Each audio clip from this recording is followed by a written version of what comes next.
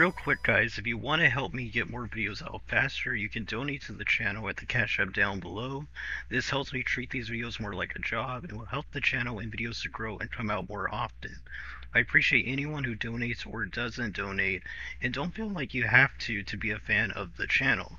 You can still show your support by liking and commenting on the video, and with that out of the way, hope you enjoyed the video. Welcome back, my students, to another episode of Comic Class. And on today's video, guys, we're going to be looking at Kevin Eastman and Peter Laird's Teenage Mutant Ninja Turtles original run. And yeah, I'm going to be taking a look in the next few videos on the 4 main story arcs and the origin story of the Teenage Mutant Ninja Turtles. So this is going to be broken up into about 5 videos. And yeah, guys, without further ado, let's jump right into the video. Let's go.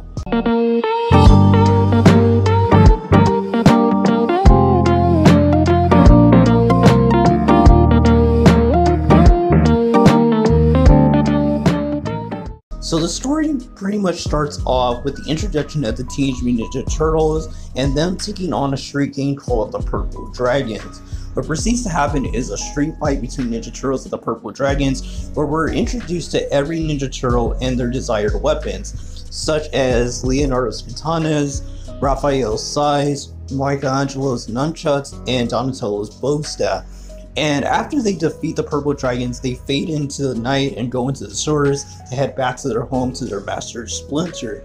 Now, Master Splinter basically is a giant rat, and he basically explains his backstory to us of the Ninja Turtles and himself and how they came to be by showing us that Master Splinter actually trained in the martial arts by copying the movements and techniques of his master, Hamato Yoshi.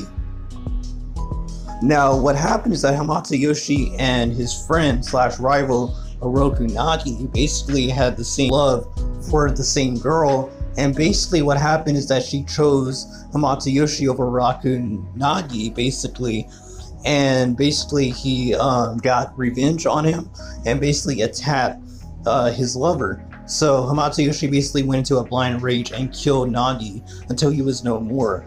And yeah, pretty brutal scene. We're not shown completely what happened, but it's implied that he really just like killed Oroku Nagi basically. So what happened is that he was given an ultimatum because he brought shame into his dojo to either leave the city and go to New York City, basically in America, leave Japan forever, or to commit suicide and bringing honor back to his family. So Hamato Yoshi basically took his wife Shin and basically went to America. Now what happened later was that Oroku Saki, which was the little brother of Oroku Nagi, basically grew up and wanting revenge on Hamato Yoshi and basically learned everything of the martial arts from the Foot Clan and basically became their most treasured student and became a master of himself and basically led the soldiers of the Foot in New York City, giving him the opportunity to kill Shin and kill Hamato Yoshi, which he did. And yeah, it's a pretty messed up backstory, but this is where Splinter basically escaped and he went into the swords. Now, we get to see that when Splinter escaped and basically started living in New York City as just a regular rat, he saw a blind man basically walking the road and basically got saved by some young boy and basically got pushed out of the way of an oncoming vehicle, and a young boy actually got hit by something and basically dropped the canister that he was holding of some Ninja Turtles. And yeah, the TGRI, I think is what they're called, which is a company that was working on chemicals, basically had something like a type of container canister that actually crashed into the boy. So not only did the turtles fall into the sewer, but all this goo got all over them, which mutated them into the Ninja Turtles. And this is where Splinter basically says that he taught them the nature of the ninja arts and basically named them after Renaissance artists, which their names are Leonardo, Michelangelo, Donatello, and Raphael. And now they fight with ninja skills and basically do good for the city, which is a really cool backstory. Now we get to see that Splinter takes the Ninja Turtles. Like, he tells them to go leave a message for Oroku Saki, and they do this. And basically leave a message to him telling them to beat them on the rooftop of some building to have their final duel. So Orokusaki basically takes on the challenge and agrees to have their duel. Now this is where we're revealed to Orokusaki's Shredder persona. Basically wears this mask that, you know, kind of looks like a can opener. And yeah, so basically the Shredder didn't come alone and basically uses foot soldiers to take on the Ninja Turtles. And we have this huge battle scene that takes place with all the characters. Now they defeat the foot soldiers, but in exchange they took heavy damage on themselves. This is where the battle begins against the Shredder. Now the Shredder basically tells them that they can take him one-on-one or all together. So the Ninja Turtles, especially Raphael, being a hothead, basically tries to take on the Shredder by himself. This is where we get to see the Shredder utilize all his ninja skills and basically take out each Ninja Turtle one by one until Leonardo has to take measures and basically tries to attack him in a long range attack, telling his brothers that they have to work together to try to beat this opponent. So basically we get a lot of cool action scenes until finally Leonardo lands a killing blow on the Shredder. And before killing the Shredder, he basically tells him that he won't kill him, that he's giving him one last chance to renew his honor by giving him the ability to commit seppuku, which is like a Japanese suicide honor technique. This is where the Shredder says that he has a detonation bomb, basically, and he's going to take off the entire rooftop and take him as well as the Ninja Turtles out in one blow. This is where Donatello uses his blow staff to kind of knock the Shredder off the building with the bomb, and basically it explodes, killing the Shredder. This is where we get the final panel of the origin story of the Ninja Turtles, yet again fading away into the night and going on to fight another day, with the Shredder being supposedly dead. And yeah, welcome back my students to another episode of Comic Class, and in today's video guys we're going to be looking at Kevin Eastman and Peter Laird's Teenage Mutant Ninja Turtles first story arc, the Mauser story arc. And yeah, this spans from issues number 2 and number 3. And yeah, without further ado, I think it's good to just jump right in because this is a very good story and I can't wait to get this to you guys. As always, before we start guys, I will not be showing the entire story because I do always recommend you go check out the official comic because I love seeing people read. And yeah, so if you want the full-on story with everything, go read the comic, link in the description down below to go check it out legally. And yeah, without further ado guys, with that being said, let's jump right into the story. Let's go. Okay guys, so the Mauser story arc pretty much starts off with the Ninja Turtles basically watching TV, like a TV program. And this is where we get to see April O'Neil and Baxter Stockman doing an interview with a news station. And basically when we're seeing this, we get to see that the Baxter Stockman's unveiling a new invention called the Mauser, which is basically a rat killer, which Splinter doesn't take too lightly. Now we get to see it pretty much in action, and we get to see that the Ninja Turtles are kind of wary about what exactly this means for them, and could the Mausers actually be used in a deadly way, which we'll definitely see in a little bit. Now Baxter Stockman is a pretty interesting character. He's a scientist that's pretty smart to create something like the Mausers, and we don't really get to see a lot of him in the whole first few story arcs, so I'm guessing that he comes back later on after the first run of Ninja Turtles. But I'll have to check into that because I would like to see more stories with him. But yeah, so Baxter Stockman and April O'Neil basically are talking. April's basically telling Baxter Stockman that she believes that there's possible for the Mausers to be used in an evil way. So Baxter Stockman basically takes her to an underground facility where he reveals that he has an entire army of Mauser traps. And basically he's going to use this to basically take over the city and hold the city for ransom. Now when April tells him why exactly is he doing this when he's a scientist and can be rich off his genius alone, he basically says that he's doing it for fun and that he loves the power that he'll have over the people, basically showing that he's completely lost it. Now April tries to escape and basically tells the police about what's happening, but Baxter Stockman basically sends out his Mausers to attack April O'Neil, and she basically is almost about to the point where they're gonna kill her, and this is where the Ninja Turtles show up and basically make their appearance in front of April and destroy the Mausers that were chasing her. Now with this, we get to see that April is brought back to Splinter when she passed out in front of the Turtles. Basically Splinter basically explains the backstory that we learned in issue 1 Origins, where the Ninja Turtles are where they are. And April basically takes this pretty well and basically becomes friends with the Turtles and Splinter. Now they're watching TV when all of a sudden we get to see a newscast happening, and a building behind him actually just disintegrates. Basically, like, it just gets destroyed. This is where they realize that the Mausers are actually destroying these buildings, because Bastard Stockman came out on the news and stated that this building would actually be destroyed. They're going to continue doing it for ransom and for power. So Splinter basically tells April to take them basically to where Bastard Stockman is, and the Ninja Turtles gear up to go face Dr. Stockman. Now, they arrive with Dr. Stockman basically just enjoying his win on the city, and basically is where Leonardo basically puts a sword to Dr. Stockman's face and basically tells him that it's over. But Bastard Stockman basically pushes some type of button to activate the self-destruct sequence in his facility. That way they can't find his work, and also to take out the Turtles in April as well, similar to what Shredder tried to do in issue 1. This is where the Ninja Turtles knock out Bastard Stockman, and they head out to try to buy Donatello and April some time, showing once again that Donatello is such an important member to their group, because he's the only one with the brains to be able to deactivate this bomb, the self-destruct sequence. So while Donatello's doing, the brainy work, basically the other 3 Ninja Turtles, they take on the Mauser army, and what we get is a really cool set of action panels with some cutbacks to April and Donatello. We get this really cool splash page, a 2-page spread of the Ninja Turtles, 3 of them, Leonardo, Raphael, and Michelangelo, taking on a whole army of Mausers.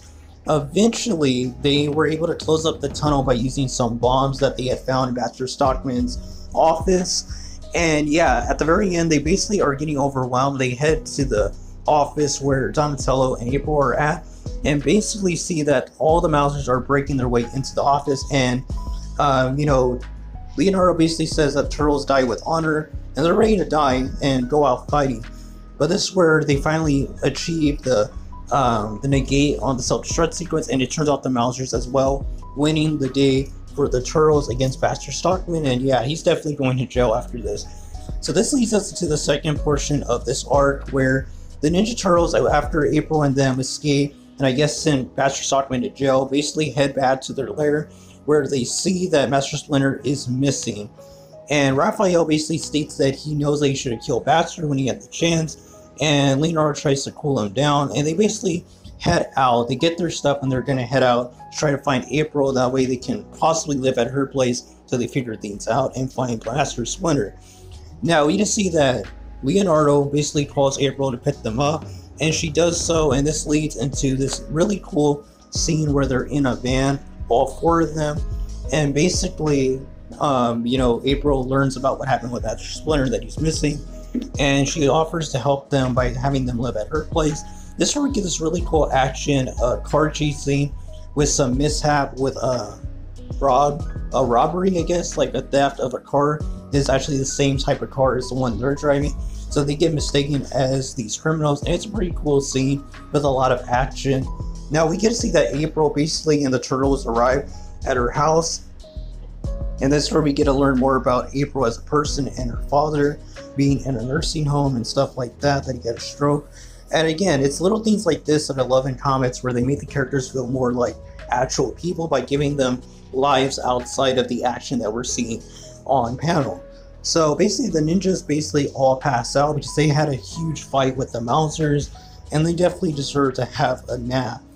And this is basically where we get to see that April, just takes care of them and basically hopes that Splinter will be okay and that they'll be okay as well. This is where we get like a little epilogue portion of the issue, where we get to see what exactly happened with Splinter. So Splinter took on the Mausers and basically was not defeated, but really badly hurt. So he landed into the sewer, basically even lower than where they were at in their hideout, their lair. This is where the TGRI, or I think it's TCRI in the comic, basically people pick up Splinter and they take him to their facility to kind of like heal him and try to learn more about what exactly happened with this rat and why is it that he can talk and he's huge. So Splinter basically wakes up from his like little coma or whatever he was in. He basically gets out of his hospital bed and heads towards the nearest door opening, and this is where we're revealed to the final end of this arc, where it's revealed that the people are actually not people, and they're actually these little brain aliens, which resemble Crane from the cartoon series. And yeah, and that's how the Mauser story arc ends, which will lead into the Fugitoid arc. Overall, guys, let's talk about my students to another episode of Comic Class. And in today's video, guys, we're gonna be looking at Kevin Eastman and Peter Laird's Teenage Mutant Ninja Turtles, the Fugitoid arc, which spans from issues 4 to issue 7. And yeah, this arc is really interesting. It actually introduces us to the villains of the Triceratons, which are one of the main iconic villains from the Teenage Mutant Ninja Turtles universe. And yeah, so without further ado, let's jump right into the story. Let's go. So our story pretty much starts off with the Ninja Turtles doing an exercise run on the rooftops of New York City. And this is where, while they're battling the Foot, they see a building with the TCRI logo. And for those that don't remember, the TCRI logo basically was on the canister that made the Ninja Turtles and Splinter into what they are today, these giant mutated animals. And yeah, so this is actually big reveal in the series, because this means we're going to learn more about their backstory, and considering this is like the third story arc, pretty impressive, or I think it's the second story arc. So yeah, so they definitely want to check out that building. So we get to see that they go back home to go, rest up, because they had just done a battle with the Foot, and it probably wouldn't be a smart idea to go into an unknown place that could be crawling with enemies without resting first. So they talk to April and tell her about what exactly is happening with the TCRI building, and that their connection to it has to be something big. So the Ninja Turtles pretty much rest up, and on the next day they head into the building. They sneak into the building and pretty much find that everything seems to be normal on the inside. Then they keep investigating, and eventually they find out that Master Splinter has put this type of futuristic tech, keeping him in suspended animation. Now the Ultrons, I think it's what they're called, they pretty much come in and they basically try to seize the Ninja Turtles, because they're trying to mess with Splinter while he's in that type of suspended animation. So we'll learn more about why he's in there at the very end of the arc, but I'm going to leave that for later. So what happens is that a battle ensues between the Ultrons and the Ninja Turtles, and we get a lot of cool action here, good panels showing off their different abilities, going up against the Ultrons and how they fare against them. Of course, you have to keep in mind the Ultrons are not trying to kill Ninja Turtles, and that they put their guns to stun. But still, so the battle rages on, and eventually Donatello accidentally hits the some type of machinery that teleports the Ninja Turtles into some sort of space planet. So yeah, so this leads us to the part of the arc where we get introduced to the Fugitoid.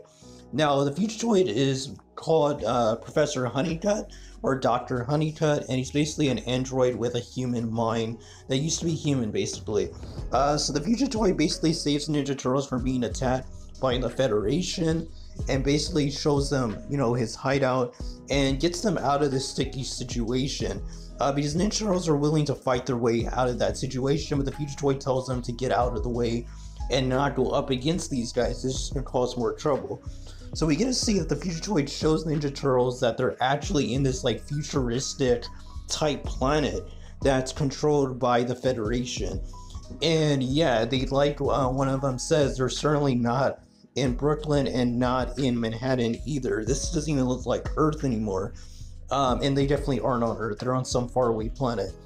This is where we get to learn from Fugitoid basically what I said earlier. We get his whole backstory about how he used to be a human, working for the Federation, at least for his boss, and he was transferred in his consciousness into the robot when a freak accident with a lightning storm hit him and the robot at the same time, kind of like fusing them together, because he had like some type of helmet that let him control the robot. It's pretty, a pretty basic story that we've seen in science fiction, but yeah, it works here. This is where we get to see the enemies of this arc, which are the Federation Force and the Republic, basically with the Triceratons, which are some of the most iconic villains in Ninja Turtle history. And yeah, they're really cool. So we learn that these two factions are at war with each other, and that they want to use Honeycutt's technology, and that he knows how to make a transporter to transport the turtles back home, but they want to use this transporter for war purposes, so they're each trying to get the Fugitoid on their side and capture him and force him to work for them, basically. So we get to see that the Ninja Turtles and the Fugitoid basically go to some bar to try to learn where they can get some technology and stuff like that. And this is where the Triceratons arrive, as well as the Federation force, and a huge battle ensues between them to capture the Fugitoid. And Ninja Turtles are really out of their class here because these people are packing heat. And not only regular guns, but we're talking about like futuristic tech, as they're on a different planet. And yeah, it's pretty cool. So we get a battle between all of them, like a gunfight, and Honeycutt actually gets taken by the Triceratons. They achieve getting him, basically. So they're taking him away. Now the Ninja Turtles basically are able to board an alien craft and kind of like ride it and control it. At least Donatello is able to figure it out. And yeah, they get chased by these Triceratons and these like jetpack like machinery, and they basically have to fight their way out. But eventually they get tagged and basically fall to the ground into the forest. Now while they're, you know, kind of like trying to see if they're alright, we get to see some character from Donatello kind of showing that even he has his limits in keeping his calm, and that he really feels like they're never going to get back home, considering how hard it is, you know, to capture Honeycutt, not even knowing where he's at. And then Raphael kind of like snaps him out of it and tells him that he's going to go on no matter what. He's not going to give up, even if Donatello decides he wants to give up. And yeah, it's pretty interesting to see that. And after this, we get to see that the Triceratons basically are fighting the Federation force right next to where the Ninja Turtles actually landed, which is a little convenient. I'm not gonna lie, it is convenient. But after this, we get to see that the Ninja Turtles actually board the Triceraton ship where Honeycutt is being contained. They got very lucky in that sense. And basically, they make their way in. So the Triceratons basically make their escape from the Federation force and basically head off into space to head to their space station. And this is where we're revealed to the Ninja Turtles realizing that they're in space.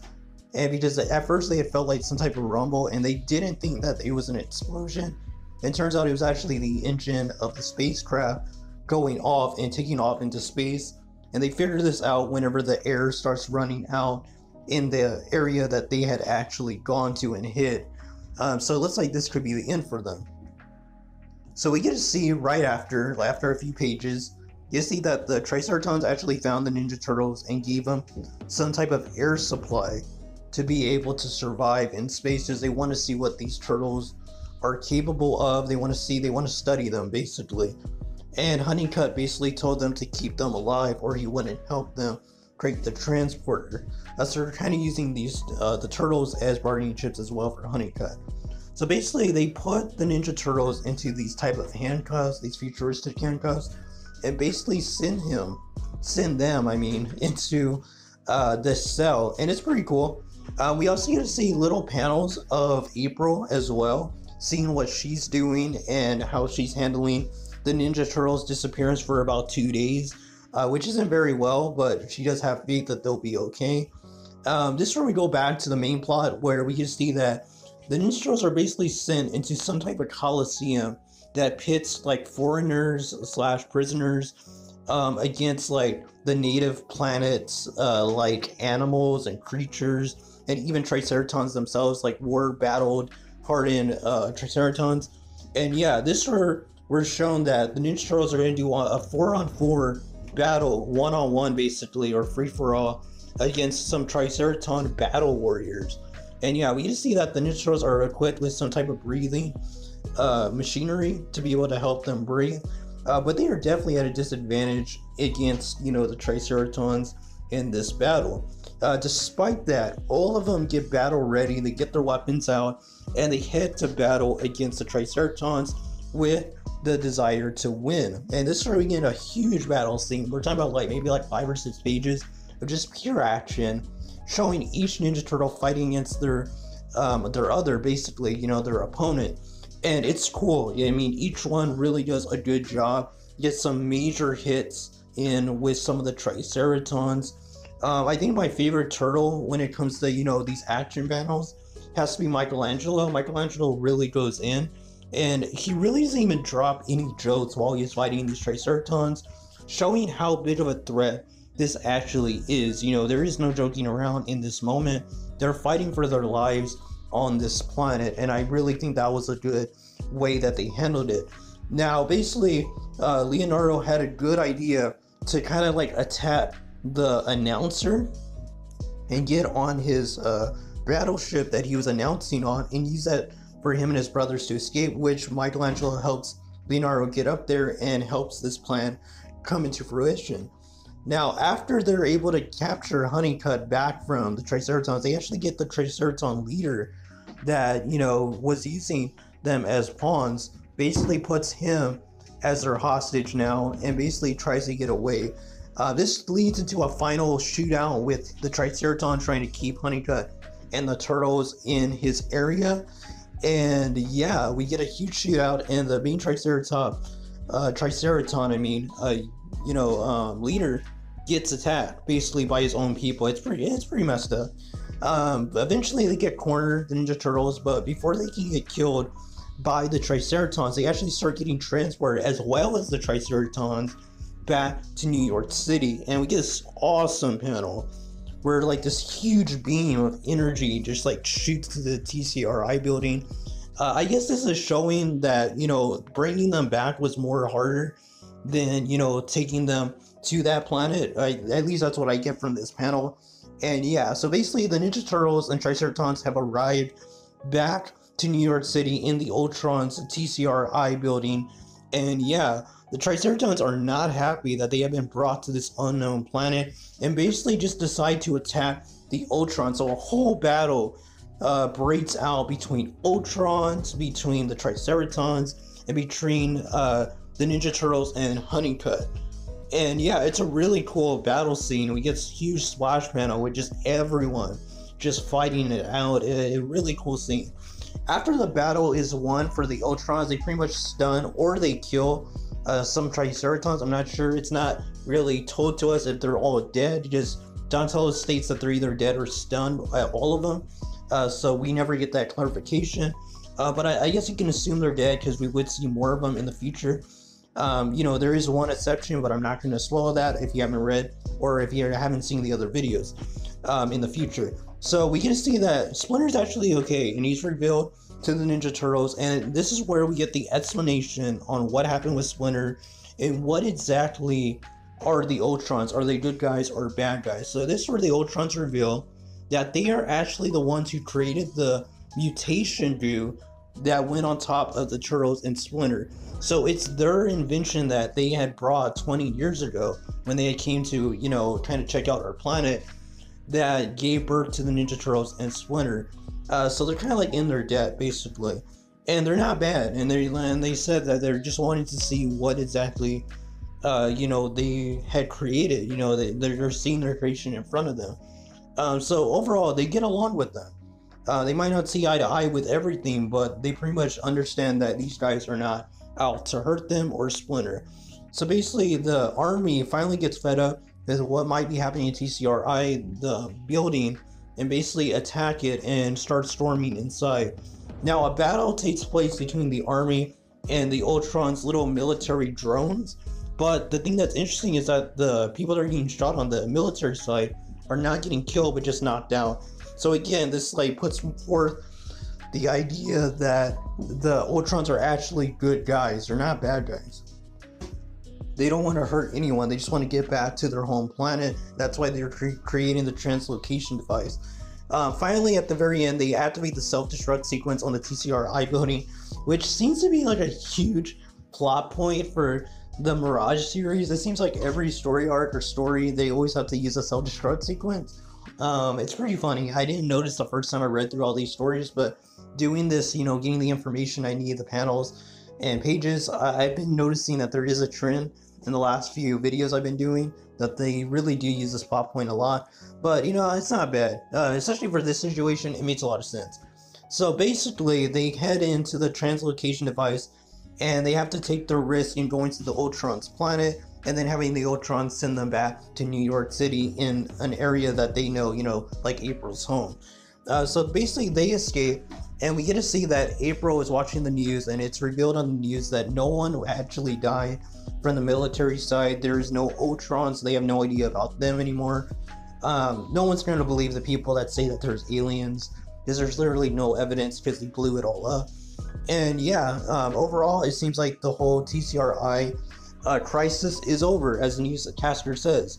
So this is where April hears something in her bathroom, and it's revealed at the end of the arc that the Ninja Turtles and Splinter were sent back to April's bathroom instead of the living room, which they had promised them.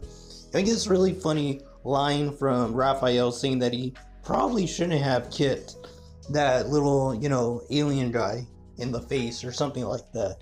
Which is funny. He was saying that because the Ultron guy was saying that they would have to go to his planet first, despite saying that he was going to send Ninja Turtles first when they translocated. But it got pretty heated with the military literally on the same floor whenever they were going to translocate. So it makes a lot of sense. And overall, they did get back home, so it all ends good for everyone. Now Honeycutt isn't with us. I'm assuming that they took him back to his own planet, or he lives with the Ultrons. Maybe there's a story about that in the future. I'll have to look that up. If there is, I'll definitely want to cover that on the channel. But yeah, and that's the end, guys. Welcome back, my students, to another episode of Comic Class. And in today's video, guys, we're going to be looking at the Shredder Strikes Back story arc, which spans from the Leonardo one-shot and issues 10 and 11 of the TMNT Mirage original run. And yeah, link will be in the description down below to check out this story arc. It's amazing, guys, and it's a fan favorite. I mean, if you've watched the TMNT 2003 show, that it was actually adapted into that series as the Shredder Strikes Back Part 1 and Part 2. And anyone that's seen that series knows that's a fan favorite. It's one of my favorite stories I've ever read. And yeah, so without further ado, guys, let's jump right into the story. Let's go. So our story, guys, starts off action-packed. We get Leonardo fighting against some foot soldiers, and it's amazing. Now, one thing you're going to notice about this story arc is there's a lot of action. Now, if you watched the last episode of Comic Class, you know that we talked about the Future Toy story arc, and in that arc, we had a good balance of story and action. There was a lot to talk about, but this video is going to go by pretty fast, because most of it is just Leonardo and the Turtles just trying to survive.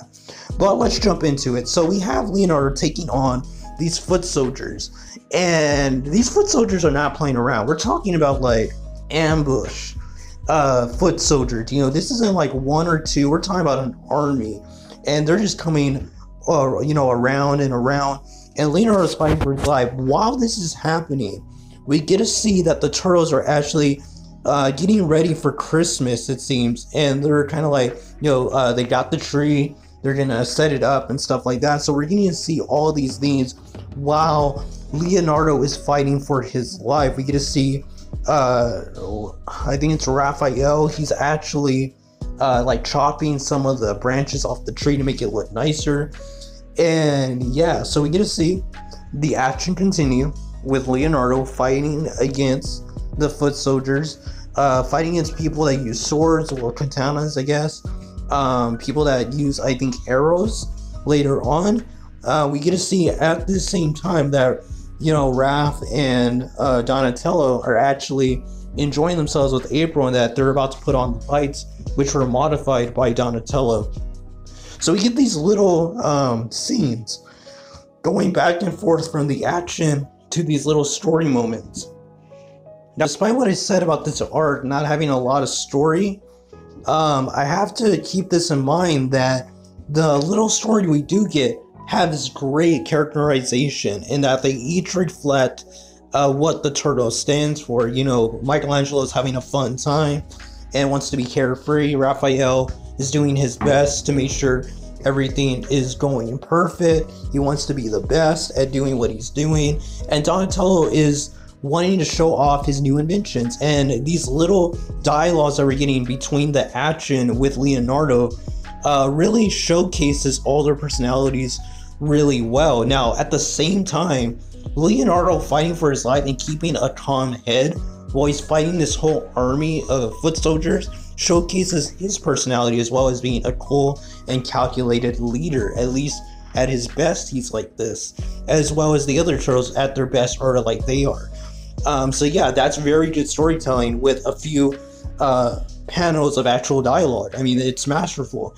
Now we get to see that the foot soldiers are not enough to take on Leonardo. They are wearing him down, but they aren't able to take him down. That's where we're introduced to Shredder's elite guards, I think is what they're called. And they're the ones that wear like the type of like Raiden. If you ever, played Mortal Kombat, they wear like those Raiden type headgear. And they use like deadly weapons, like pretty deadly. And they're the top skilled fighters in Shredder's army. And yeah, so they take on Leonardo to kind of like take him out. Now we get to see that Leonardo gets all muddied up. Basically, they're fighting in the mud. Very reminiscent of The Dark Knight Returns. If anyone has ever read that comic or seen the animated movie, that's what it reminds me of. Not sure that came out before this or not, but it doesn't really matter. So you get to see that the ninjas, basically the foot soldiers, they stop and they halt themselves and basically show respect to somebody that's behind them or in front of them. The paneling's pretty weird in this part, but we get to see that the person that they're respecting is actually the Shredder. And this just surprises Leonardo, showing that the Shredder actually is returning, that he's not dead. So you can see that Leonardo kind of like goes forward to fight against the Shredder, but the panel kind of like breaks off into all these little mini panels, destroying Leonardo, which is a really cool way to show that he's been defeated. Now Splinter basically tells the Ninja Turtles that they need to go find their brother, because this is not normal for Leonardo to be out this late. So Raphael basically says that this is probably stupid because Leo probably just got carried away with his exercises on his way here. But this is not the case, because Leonardo gets shot through the window. Like, he's thrown through the window like hardcore by either the Shredder or maybe one of the elite guard. I'm pretty sure it's not some random foot soldier that throws him that hard. So we can see that Raphael doesn't even have time to put on his headband. He goes after his brother, and this is where Leonardo reveals to his brother Splinter and April that the Shredder is back. So the Shredder is back, and we can see that, Leonardo is in no shape to fight. He took on an army of foot soldiers, he took on Shredder's elite guard, and he possibly took on Shredder himself. It's not confirmed or not, but I mean, considering how badly he's hurt, he probably did fight the Shredder and just got wrecked, which shows some development in when we get to the Return to New York City arc on the next video. But we'll talk about that then. So we get to see that the foot soldiers just like barge in, like a whole army of them, just start breaking into April's apartment, slash, that cellar that she used to have, like, sell stuff with her father. And yeah, so this leads to a whole, like, war-on battle with the foot soldiers against the Ninja Turtles. Now, they do a lot better as a team than one-on-one. Of course, you're going to do better with 4 people instead of 1 against an army. But the odds are still against them. So they're fighting their way out, and we get to see that Splinter basically takes an arrow and grabs it before it can even reach his head. Possibly the greatest moment in this whole run. Like, guys, I've read each arc, but this moment with Splinter is just so awesome. Like, I've read a lot of cool comics, since I got into the medium about 2 years ago, but like, nothing I think is as cool as Splinter grabbing an arrow in midair like that. That speed feat, it's crazy. But other than that, we get to see that Leonardo is just like so torn up because he feels like he's failed everybody, and that April's like trying to protect him, but she has no combat training, so like he feels completely horrible. It should be the other way around with him protecting her, but he allowed himself to get defeated, and now they have to make sure that he can survive. And Splinter's kind of like taking the heat for it as well. He probably feels like he failed too in not protecting Leonardo. So eventually the Ninja Turtles, they fight their way all the way down to the cellar, and they realize when they click the lights on that the Shredder is waiting for them with an army of foot soldiers. So a battle continues to ensue. But we get revealed that someone was hiding in the dark as well, and this is revealed to be Casey Jones, who joins the fight with the Turtles against the Foot and Shredder. And yeah, like I said, a huge battle ensues. We get a lot of cool action panels. And we get this really cool one with Casey Jones just going in and each Ninja Turtle fighting their way out of here, trying to protect Leonardo. as Splinter and April. And yeah, so they're fighting, and Donatello gets this really cool hit on the Shredder. I mean, people sleep on Donatello and Michelangelo, like, for real. But they have some of the greatest moments in this original run. I mean, they are fantastic characters. That just because they're not the main two, they don't usually get the respect that they deserve. But, like, you know, Donatello went in. Like, he smashed his bow staff so hard it broke on Shredder's helmet. Like, you have to use a lot of force to do that. But this is where the Shredder basically gets, you know, mad and attacks Donatello. But this is where Donatello gets saved by, I think it was Raphael or Michelangelo. It probably was Michelangelo. Yeah, so basically we're just seeing this whole battle take place, and eventually the police arrive to where all this commotion is happening, because it's causing a huge commotion. And we're talking about trained ninjas fighting in this huge, you know, cellar, or basically this like antique house, and like tons of stuff are breaking. Of course, it's gonna make noise and get the police over here. So they arrive. This is where the Shredder basically tells his minions that they need to get out of there, that the police and ninjas really do not mix. So they make their escape. But before they make their escape, basically Shredder sets the place on fire and says that the Phoenix has risen and that my destiny is true, and for them to wash their backs. Now, Shredder keeps calling them Gaijin. I'm guessing that's the way you say turtles in Japanese. I have no idea, but it's a really cool panel too, with Casey Jones and Raphael showing their friendship and that they both react to Shredder in very similar ways. I thought that was funny. So basically we get to see that April at the end is crying because they did escape the building, but her apartment and the cellar, which her father used to live in and worked, is gone forever. I mean, it's pretty sad. Considering as someone like me, I am kind of sentimental to some of the things I own. I can't even imagine that happening, where your stuff is completely burned and just gone to ashes, basically. So yeah, that definitely hits in the feels for anyone that understands the type of connection you can have for certain items. And yeah, it's pretty sad. So we get to see that basically Ninja Turtles, April, and Splinter, they all go to Casey's grandma's house, basically like her farmhouse that she gave to Casey. I guess Casey just wasn't living there, so he enjoyed city life, which again is a little bit of a character progression in showing that Casey is actually using something from his past and introducing us, the audience, to these characters and that they have lives outside of the main story. Again, very good stuff from Kevin Eastman and Peter Laird. Now we can see that April has been having nightmares about what has happened in her life and to the turtles, and basically gets up and starts reminiscing about what exactly is happening to all their lives. They're all dealing with some pretty messed up stuff, and the post-traumatic stress that the army attack, you know, with the foot did to Leonardo and the rest of the turtles. So we get to see Casey Jones as well, and how he's interacting with people, and that's pretty nice too. Now, my favorite part of this final portion of the story arc has to be when April is talking about each turtle and how they're dealing with the grief of what happened with their brother, and that it really showed how vulnerable they actually are and how much more they have to train to get more stronger and better at handling these types of situations. Just sometimes the situation just isn't going to be fair, and you have to be ready for that.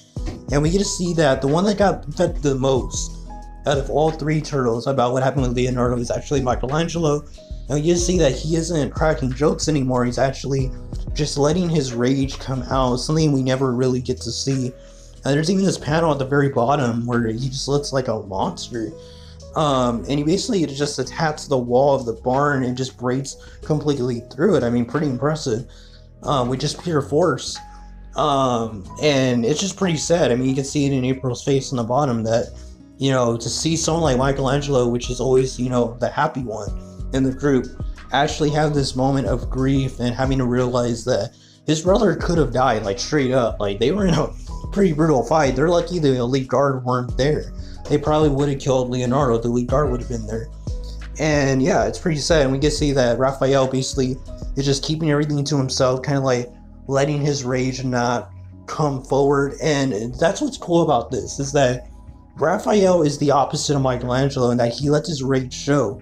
So his development doesn't come in the sense of he needs to go let his rage out on people. He has to learn how to control himself.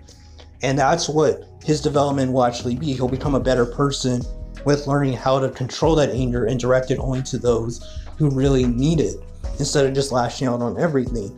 And that's why this scene, I believe, is there to show us the development of this character. I think that's what every main arc in this story was trying to tell us, is that, you know, that these characters are going to evolve, and they're not always going to be what they were in that first issue or the first few arcs. So we get to see that Donatello basically is working with Casey Jones and trying to fix one of their old vans, I guess, or trucks. And they actually get it to jumpstart and work, and it's pretty cool.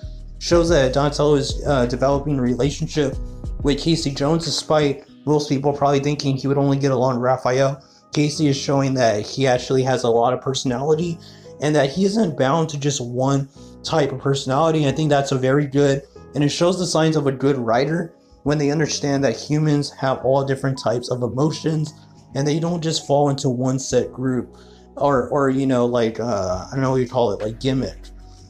It's just, that's not how humans are, and I think that's really cool that Casey Jones, you know, has this moment with Donatello showing his humanity. Then we get to see that April basically had fell into some type of frozen lake, and that Leonardo actually saved her, showcasing that he's slowly getting better at trusting himself and helping people and helping himself, but it's going to take a while. But basically, you know, Splinter tells him that April will be fine, but that they themselves have let their spirits wander, and that it is time finally for them to get back to doing what they need to do. And I think that's a really cool way to end this. The final portion of this art, the final page, I guess you could say, is just the Ninja Turtles, you know, checking up on April and giving her some flowers. Michelangelo gives her some flowers or something like that. And I really love this ending. Now, people usually would say, you know, you should end it with like a huge cliffhanger to get us hyped for, you know, the Return to New York City arc.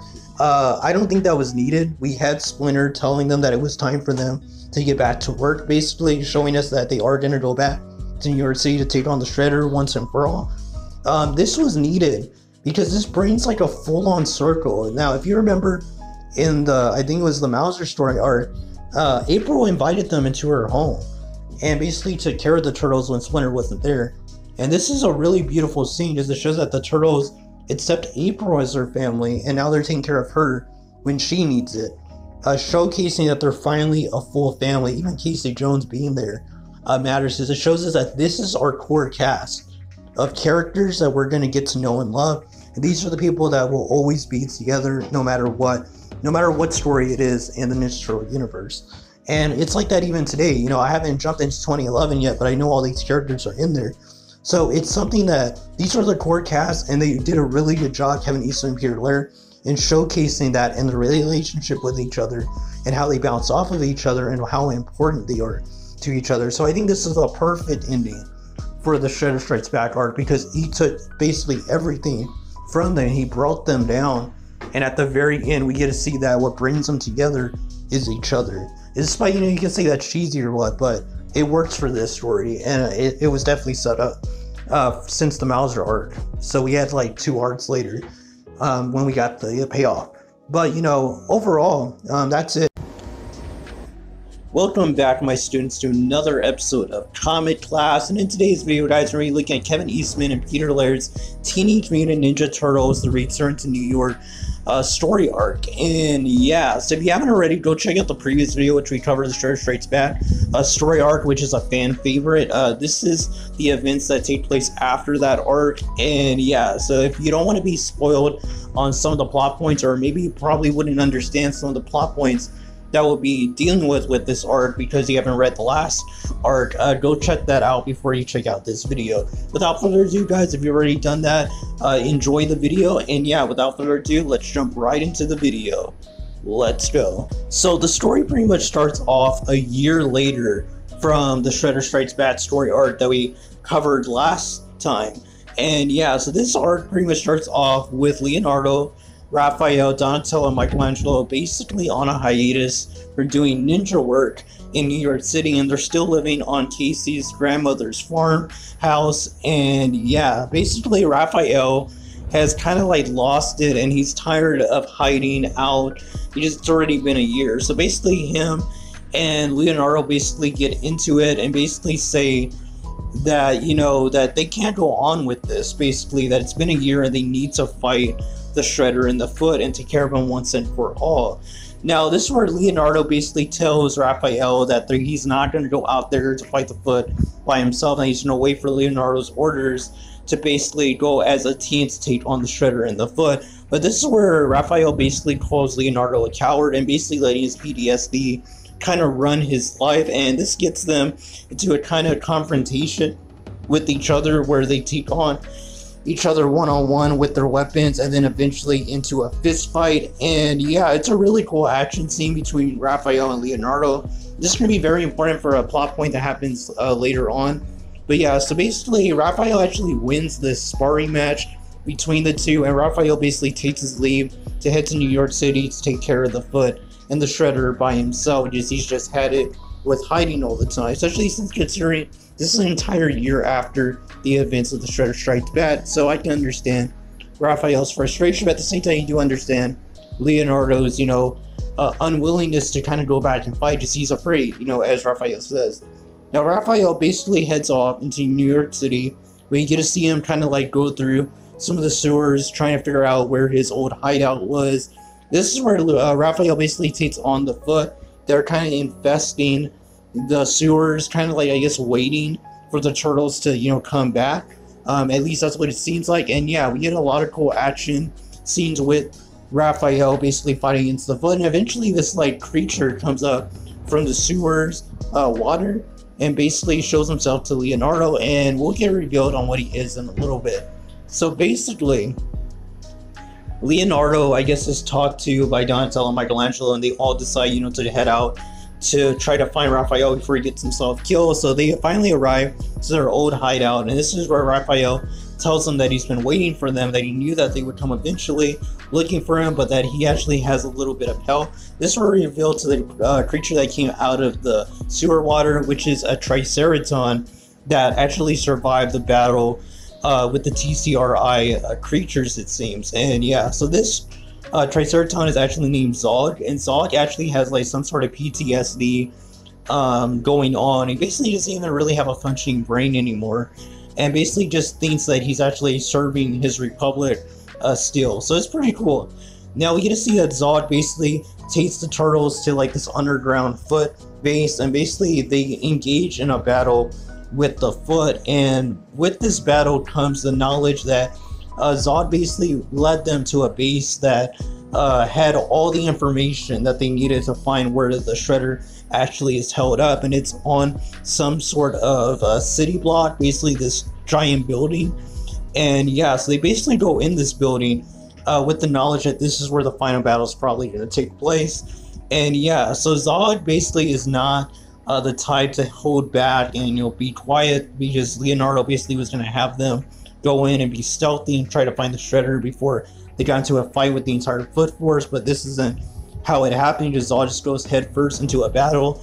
And yeah, overall, you know, round by round, basically as they go through the floors, they're seeing different foot soldiers that they're having to take on, and it's really interesting. We get again a lot of action with the turtles, you know, using their iconic weapons, with Zod basically using his gun that he has from his Triceraton army days, basically.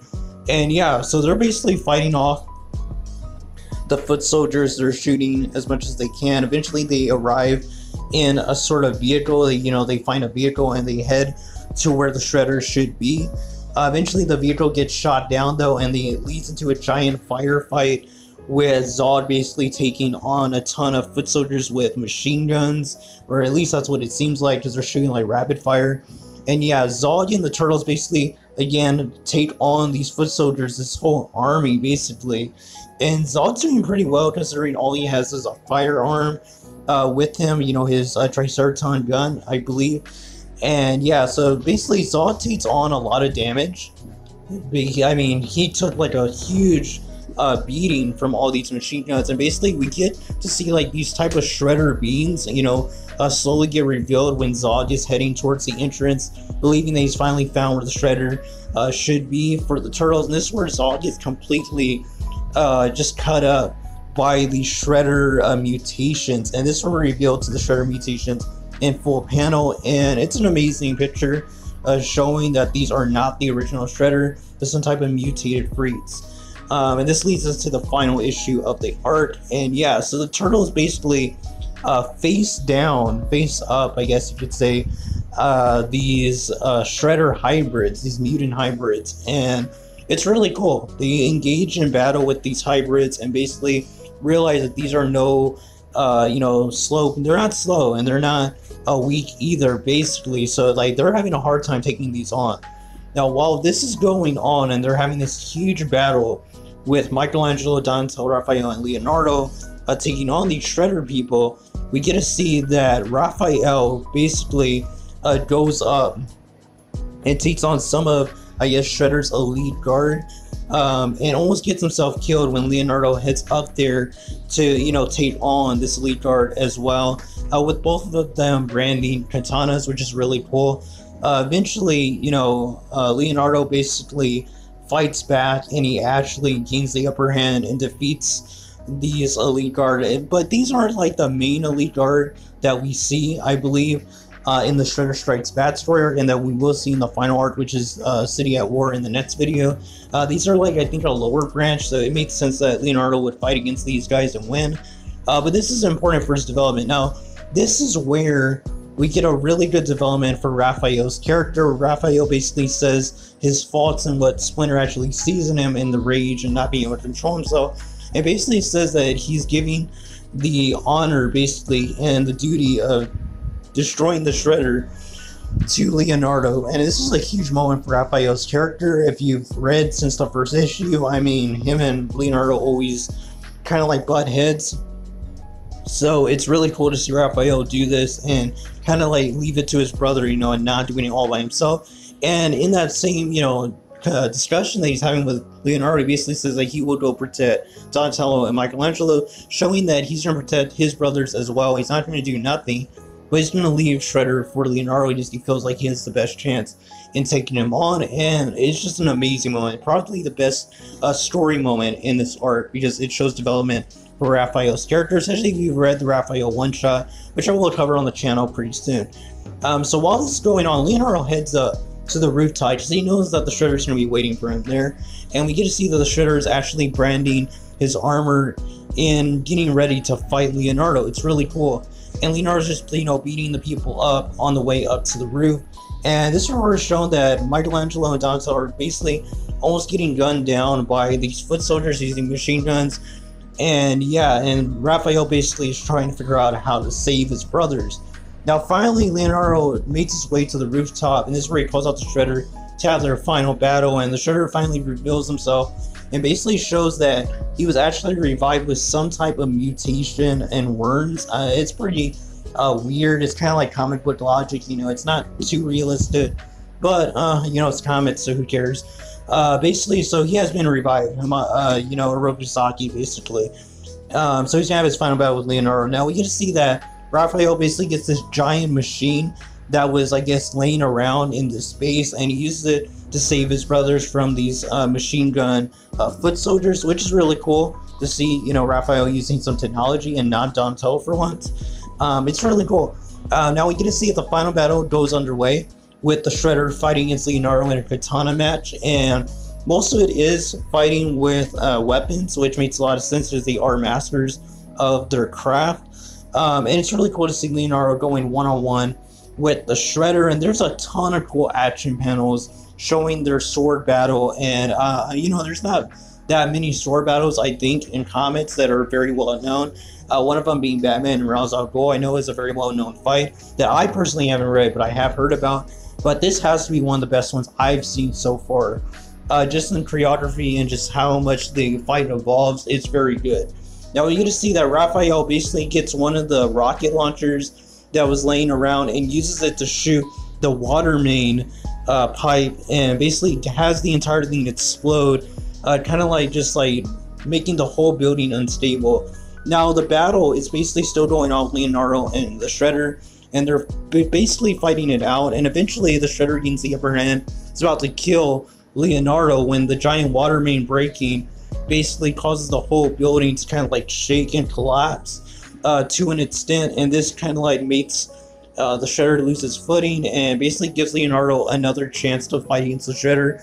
But instead of fighting it out, they decide, let's just go at each other one last time, and whoever's faster will win. And this is where we see that Leonardo basically cuts off the Shredder's head in their final slash with each other, their final clash with each other, yes you could say. And yeah, it's one of the most iconic panels that Kevin Eastman and Peter Laird ever did. Just very well written and very good illustrated panel. And I've been reading this off of the TMNT Black and White collections, and there's a lot of information from Kevin Eastman and Peter Laird, like doing interviews or some type of little dialogues for each of the issues. And when they were talking about this issue, this panel, they said was one of their favorite, if not their most iconic panels, and I have to agree, it's just very well done. After this, we basically see that the Turtles basically defeated the Shredder mutations, it seems, and basically we get to see that Leonardo basically takes the Shredder's body, and he says they have one final job to do now that they have avenged Hamato Yoshi for the final time, and that leads us to the end of the story arc with them burning Shredder's body, basically putting him on a raft to float down the river, kind of like an ancient samurai slash Japanese tradition, I believe, in showing honor, something like that. I'm not too versed in Japanese tradition, so forgive me if I'm wrong, but I do believe that that has something to do with their tradition. And we get to see the Shredder's helmet on like some sort of katana, and yeah, so it's pretty cool. I'm thinking that that's one of Leonardo's katanas that he put the Shredder's helmet on, but that's the end of the art. It's a good send off to the Shredder, and yeah, he won't be coming back. Welcome back, my students, to another episode of Comic Class, and in today's video, guys, we're going to be looking at the final part in my TMNT Mirage retrospective with City at War story arc. And yeah, now this story arc is 13 issues long, guys, so it's possibly going to be the longest video in this retrospective. So I suggest that you sit down, get some popcorn, and enjoy the video. And yeah, without further ado, let's get on to the video. Let's go. City at War basically starts off very ambiguous in that I really don't know what to say about this first issue. It basically just focuses on the lives of all the different characters, such as the Ninja Turtles, Splinter, and April and Casey, and we get to see just different things that they're doing, such as being around the farmhouse, or with Splinter basically meditating in the forest. And eventually we get to see that a war has broken out in the city between the elite guard of the Shredder, the regular Foot people, army, I guess you could say, and the police people. And yeah, so it gets pretty brutal. So we get to see that the elite guard is pretty much kind of dominating the battle between everybody and is fighting against the foot soldiers in the first issue, and pretty much is just dominating and shows that they're a force to be reckoned with. And yeah, they pretty much brutally murder a ton of foot soldiers. Now we get to see that the Ninja Turtles are basically seeing what's happening around the city, and that the war is escalating between the three factions, with the Ninja Turtles wondering if they should join the factions themselves. And after this, we get to see that Casey Jones is basically heading out of town, trying to find his place in the world after him and April didn't really work out as a couple, and eventually he finds himself at this sort of diner. Now, while he's at this diner, we get to see that he starts talking to this woman named Gabby, I believe it's her name. And yeah, he basically tells her about his life and exactly what he's been going through lately. And they kind of like share this moment together. But when Casey is about to leave and he's in the parking lot, he basically gets jumped by these two guys, and they basically try to take him on, and they eventually get the upper hand on him and steal his car from him. So we also get to see what's happening with April, and that she has came to live with her sister in California, and that's pretty much going to be their plot point when it comes to April's character, is that she has this interaction with her sisters, and sister, and basically her father is in the hospital at the moment, and that's her plot point during this arc. Now we get to see that the Ninja Turtles are finally we see that the Ninja Turtles are kind of feeling lost, and that they feel like they're the neighborhood watch instead of being their protectors, because nothing is really being done, because they haven't decided to join the factions yet, or to even just join the war as their own army, or faction as you would say. Now you see that Casey and Gabby basically start living together, and that she gives them a place to stay, and they pretty much start dating. And this is going to be an important plot point for the future in this arc. Now you just see that the Ninja Turtles are basically stopping a mugging from happening from this I guess couple, and basically they take on these guys that are trying to, you know, kind of like rob them, basically mug them. So Ninja Turtles basically save them from getting mugged, and this is where Raphael states that he doesn't understand why Leonardo's having the Ninja Turtles, you know, just be saving people when it's not foot related. But like Leo said, you couldn't just let these people get mugged, it wouldn't be right.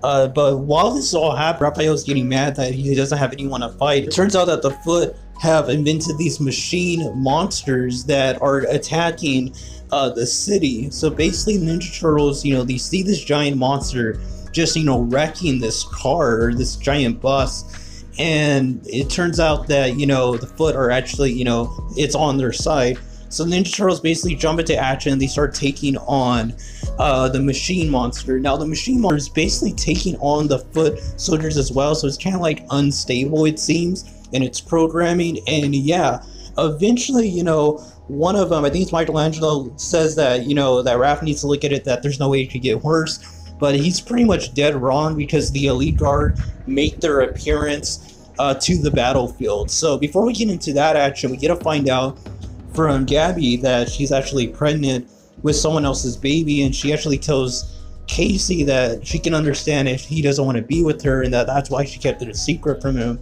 But Casey says that he wants to be with her no matter what, and that he'll take care of the baby. You know, that he'll just do it, basically, just he loves her. And I thought that was some really good development for Casey's character. Now, jumping back into the action, the Elite Guard jumped down, and this dude, I think he's by himself, just fighting as one of the Elite Guard, is just wrecking the foot soldiers that are, you know, going up against him. And, you know, Leonardo and the rest of the Turtles are fighting as well, and the police eventually show up, the SWAT team, and they're not playing around. They start shooting at the ninjas. So we have this huge war just breaking out, with Donatello, Michelangelo, Raphael, and Leonardo about to take on the Elite Guards. And this is where they kind of like make their escape. And Leonardo basically tells Michelangelo that he needs to get all of the Turtles, you know, out of there, because it's just going to get worse. So eventually they arrive to an area where they're safe, and they basically have a discussion with each other, basically with Leo saying that he understands that, you know, it's going to get worse. That what they just did is that they just escalated the war to a level to where they're probably going to have to join the fight. Now, Donatello tries to be optimistic, but Leonardo basically tells them, you know, to shut up, which was very uncharacteristic of Leonardo, but you can tell the stress getting to all of them. So, you know, it's just a little moment. We get to see that Casey Jones actually is trying to get a job to support Gabby as well and make it easier for her, but his job kind of backfires and he gets fired. We also get to see that Splinter is dealing with, you know, getting hurt. He's like in this like sewer system, so we'll jump back into him later. But yeah, so we get to see Ninja Turtles are basically just wondering like what is it that they need to do, because it's just not clear the answer if they should join the fight or not. But while that's happening, they're having their little crisis. It turns out that the Elite Guard is making their moves to attack more people in the city and kind of like escalate the war, and killing more foot soldiers as well. It's just, you know, it's kind of messed up.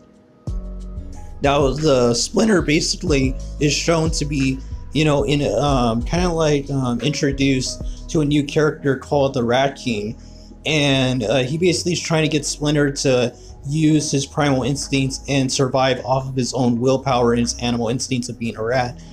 So that's going to be Splinter's kind of like little character arc in this story arc. Now we get to see that Raphael basically gets mad while they're up on the rooftops doing their exercise for the night, and he actually separates from the group, being mad and wanting time to himself. And this is where he gets into a fight with one of the Elite Guards. It's a really cool one-on-one fight with Raphael coming out on top. Now when the other ninjas join Raphael, the Elite Guard basically tells him that he'll always be loyal to the Shredder, that he will slay them one day, even if it's in the next life. And he commits Sabuku, which is what Leonardo had told the Shredder to do in the first issue. And it looks like his elite guards will actually go through with it. They have no problem with killing themselves for the Shredder's honor. And I thought that was really cool. Now, we also get a full panel look at the Rat King with Splinter basically telling him, you know, what he needs to tell him and try and get him to use primal instincts. So that was pretty cool. Now we get to see that basically Casey Jones gets married to Gabby, and they kind of go like on a little honeymoon, which was really cool to see. We also get to see that April has a fight with her sister about, you know, her lifestyle, and that she just doesn't feel happy in California, and it's kind of getting to her. So, you know, that plot point's going on. And we also get introduced to this new character called Karai, which is a ninja assassin, I guess, someone that works for the Foot in Japan. So she has arrived to try to bring control to New York City, you know, in the Shredder's absence, because New York City is just like completely getting destroyed by different factions. So she wants to bring that all to an end. So she is finally king from Japan. Now, basically, Karai's plan is to capture Leonardo and use him as like a hostage to get them to talk without, you know, trying to kill each other. So they ensue into a battle, and basically, eventually they use these like taser weapons, because the battle's getting a little too heated. So Christ has used tasers. So they use tasers to tase Leonardo and capture him, and tell the turtles that they need to meet them at this address to, you know, find Leonardo and to trade for him, or basically talk over the issue. So eventually, Karai tells her ninjas to leave Leonardo alone and to leave her with him alone. So this is where Karai basically cuts Leonardo out of his restraints and gives him his sword back. It says that she finds no honor in killing somebody that isn't, you know, has weapons, basically an unarmed soldier. It's not cool. So this is where the other turtles arrive, and they say that they appreciate what Karai has done, and that she didn't kill Leonardo, but they do want to understand what exactly Karai's plan is. So she explains to them the plan of bringing order to New York City, and promises them that if they kill the elite guards and bring order to the city, that she'll keep the Foot out of New York City, or at least keep them at bay to where they won't be making havoc all over the city. So the Ninja Turtles agree in the exchange that they do not come after them ever again. And, you know, in layman's terms, basically that they'll be safe from the Foot. Even if the Foot doesn't leave New York, they won't attack the Turtles out of spite, which is cool. Now, April has the final portion of her character arc, basically with her dad dying and realizing that she wants to head back to New York City. So she tells her sister that she's heading back. And yeah, Splinter has the end of his character arc when he actually eats a lone rat that's just walking around him.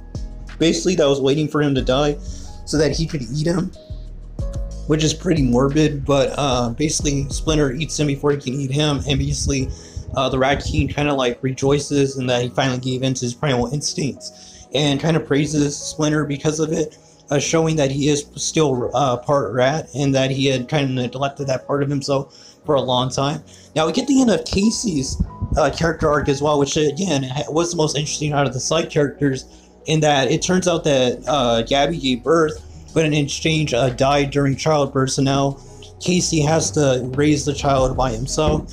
It's a really emotional moment, and it shows that the character development in Casey, and that he accepts his responsibility despite it not even being his child, and that, you know, he kind of has to go through life, and his character art is probably the most realistic and down to earth that we can all kind of relate to, and dealing with the loss of somebody that he loved.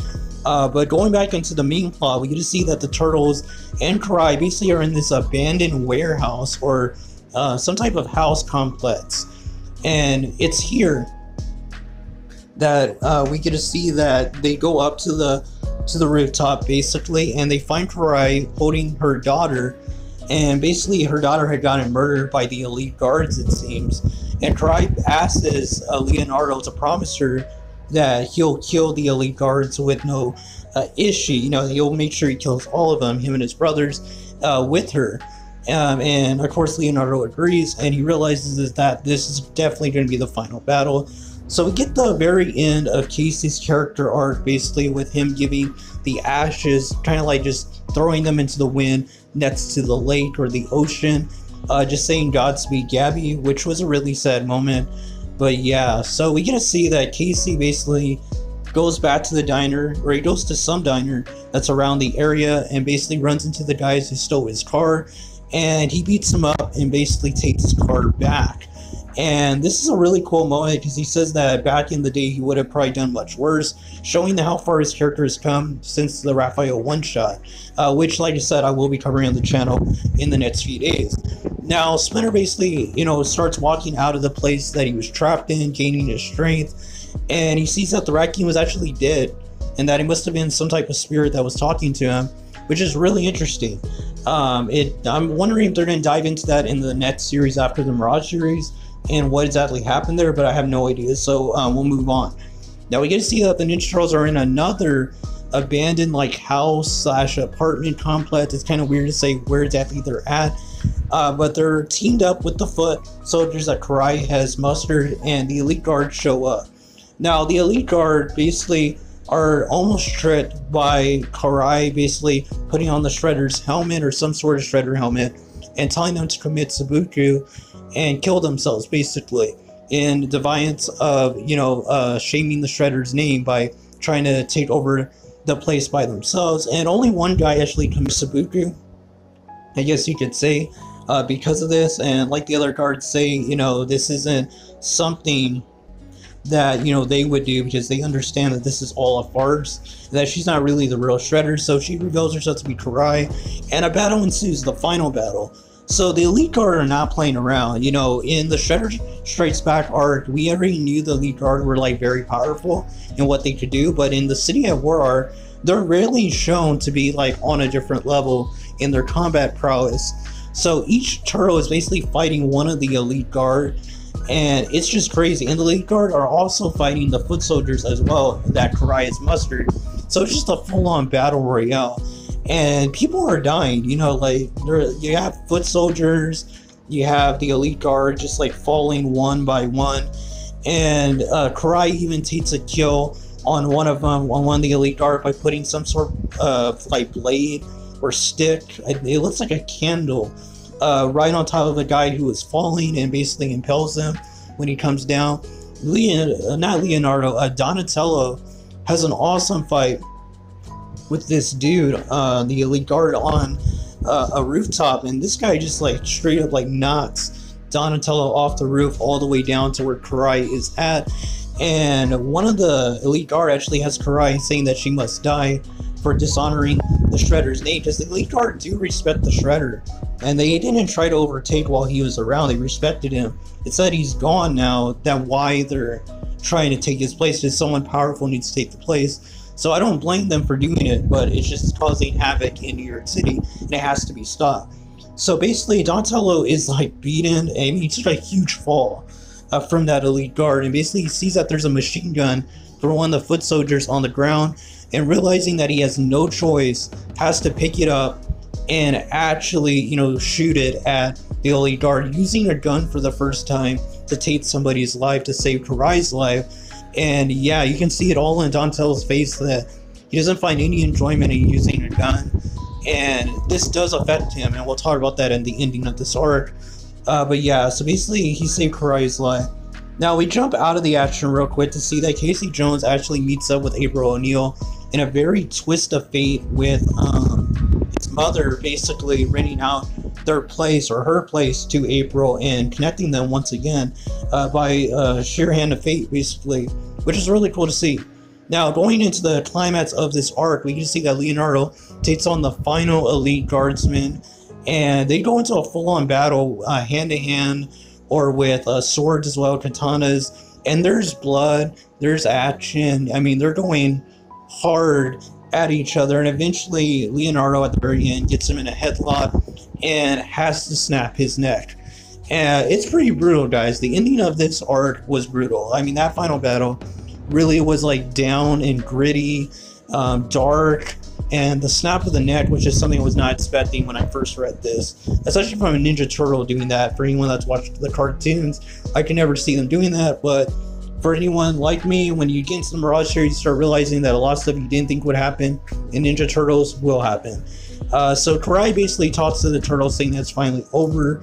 And Turtles tell her what she's going to do, and she says she's going to go burn her daughter and place her ashes on some type of beach.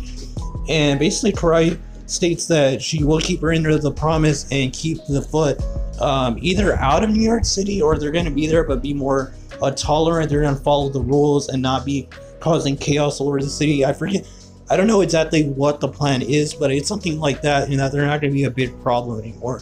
So that's good news for our heroes. Now we get to see that this awesome panel with Leonardo basically looking up and telling Karai that everything's going to be fine, basically that they will take care of themselves. And yeah, it really signifies, you know, the finale of this story, Kevin Eastman and Peter Laird's run. Now the end of this arc basically shows us Casey Jones and April O'Neil and Shadow, which is the baby of Gabby, and Casey Jones basically taking care of her. And we get to see that they're kind of enjoying their life together. They go to the beach, and it turns out that the turtles actually arrive and surprise Casey Jones and April O'Neil. Now they get a talk and basically reveal about the baby and what exactly happened with Gabby, and it's really cool to see. And April, you know, talks about her dad and just how he died, and you know, all the stuff basically we saw in the arc is being relayed to the turtles. So the side plot is getting mixed with the main plot, and it all comes together in this final issue. You get to see that Splinter basically shows himself to his sons, and April O'Neil and Casey Jones, and we get to see all of them just interacting. We even get this little cool panel with all of them there, and we get to see one of the turtles actually carrying baby Shadow, which was really cool. I didn't notice that on the first few times that I saw that panel, but yeah. We get to learn that Donatello basically tells Leonardo that he's not heading back to New York with his brothers, that he wants to stay with Splinter to actually learn and find himself, because after, I guess, he, you know, was in that battle, I mean, he took a beating. If you saw that final fight, or read that final fight, I guess you should say, using that machine gun to take a life, I mean, it was just something that kind of traumatized him. I mean, it traumatized anybody that had to do something like that on the fly. So Donatello basically is going to stay with Splinter to kind of like regain himself and find himself, which I thought was awesome. It just shows that there is consequences for doing stuff like that, especially for Donatello, who's not really shown to be, you know, the type to take people's lives. It definitely would affect someone like him, or Michelangelo for that matter. And so I really enjoyed that Kevin Eastman and Peter Laird did that for Donatello's character. And even Splinter says Donatello's decision has been made, basically telling Leonardo that he has to accept what his brother has chosen, because they ought to walk their own path, and they have to choose their own paths as well. So that's really cool. And April O'Neil has this talk with Splinter where she basically tells him that she's learned so much from him, and that he's kind of like a family to her now, and that she loves them, basically, you know, him and his family. This is where Splinter basically tells her that he sees her as his daughter, showing a full circle in where all these characters went from issue, you know, 2, I guess, to this point on issue like 21. Fantastic. And you get that really cool panel with them just hugging each other, and it's amazing. You know, it's a very heartwarming moment. And you know, the arc ends with that old man that we saw in the first issue, which I don't know who he was supposed to be. It was very ambiguous to me. If anyone knows that's ever read this comic, let me know who that guy is supposed to be. But the story pretty much ends with him looking out the window and just showing New York City, basically this building, and just everything looking normal again. And I guess that was the point, was to show everything is finally back to normal. Now let's talk about the City at War story arc, because that's it, guys.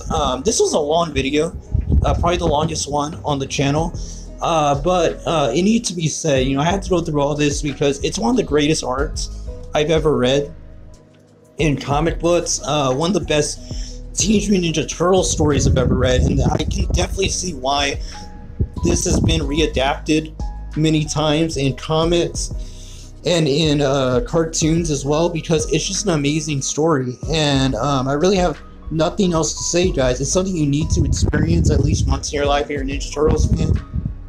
I'm going to leave a link in the description down below to go check out the issues legally on Comixology. And yeah, overall, if you haven't already, go check out all 5 other videos that come before this. The whole playlist will be on the channel.